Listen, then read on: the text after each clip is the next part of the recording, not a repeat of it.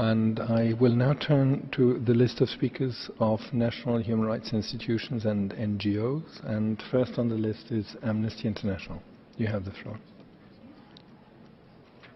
Mr. Vice President, Amnesty International opposes the death penalty absolutely in all cases without exception.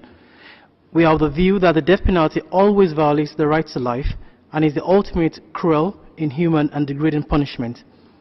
In recent years, 2 special rapporteurs on torture have analyzed whether there is an evolving standard considering the death penalty itself to be a violation of the prohibition of torture and other ill treatment, independent of special practices, conditions or methods of executions.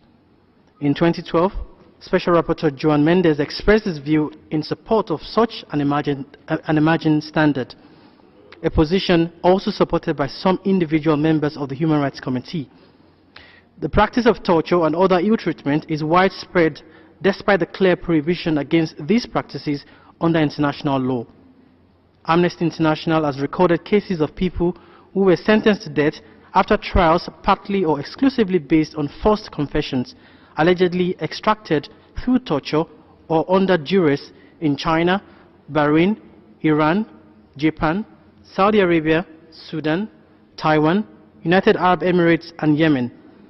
Amnesty International calls on the Human Rights Council, its members and observer states to urge all countries that retain the death penalty to establish an official moratorium on executions with a view to abolishing the death penalty, as called for by 6 resolutions adopted by the UN General Assembly resolutions, including the most recent 71-187 of 19 December 2016. Pending abolition, they must ensure rigorous compliance in all death penalty cases with international standards for fair trials.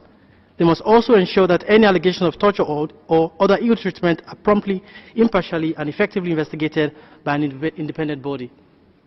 Thank you. Thank you. And I now